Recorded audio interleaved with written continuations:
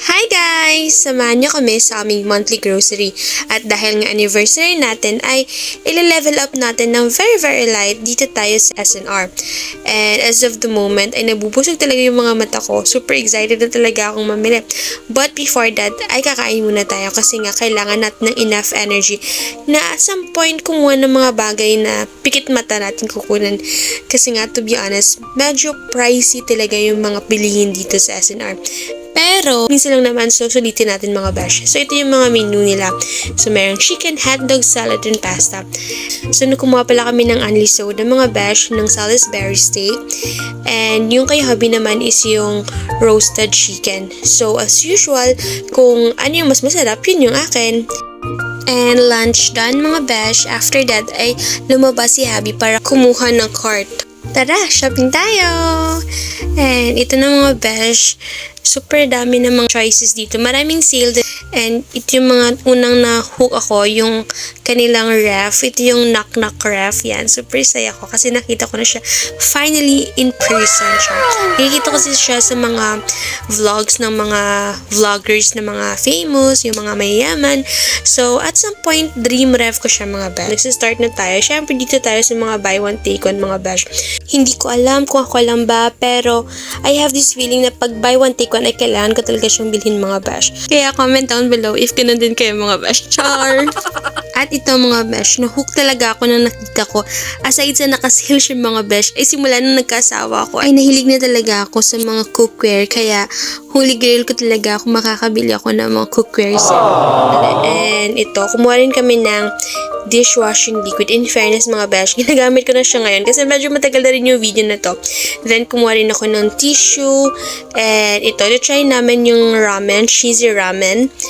Yan, super happy ako ng mga time na yan kasi nga, finally, ma-try na namin siya. And si hubby kumuha rin ng nacho chips. Mahilig kasi kami gumawa ng nachos. And si hubby minsan na yan kukuha ng mga bagay-bagay. So, go for gold talaga tayo mga besh. And ito, nagustuhan ko yung strawberry flavor kaya humakot ako ng iba pang flavor. So, we have banana and melon. Then, ito yung strawberry. Kumuha ko ulit. 199 yung ani mga besh.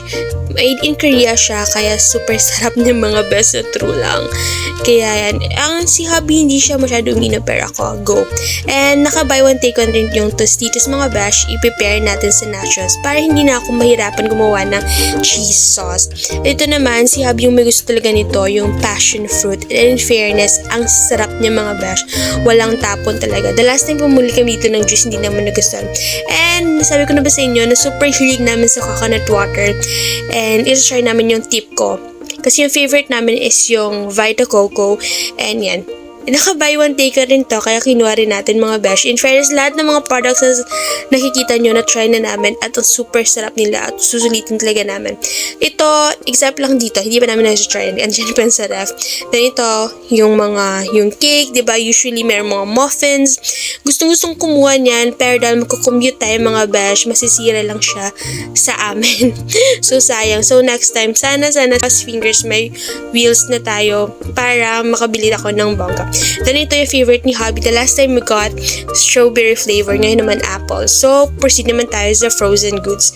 Super dami ng choices. Pero nakafocus ako sa steak mga besh. Kasi nga gustong gusto ko talaga mag-try magluto ng steak mga besh. Pero dahil undecided pa ako, dumako na muna tayo sa mga fruits. At nakita ko nga tong strawberry mga besh. Bigla akong na-miss yung Baguio vibes mga besh. Pero dahil mahal hindi tayo kumuha mga besh, instead kumuha ko ng grapes na crimson, seedless mga besh.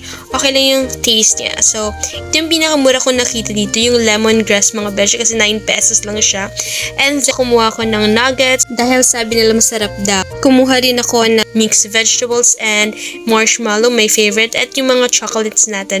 Marami pa naman kami naiwang mga chocolates. And this is the moment of truth. Pili na tayo ng steak. So, I have yung Australian porterhouse steak at yung American ribeye. So, sabi nila mas flavorful daw yung ribeye. So, let's just give it a try. So, yung American ribeye is 900 plus. Then, yung porterhouse steak is nasa 500 plus naman. Dalawa na mga besh. And kumuha rin ako ng towel mga besh kasi last time na kumuha kami dito ay nagustuhan talaga namin ni Hobby.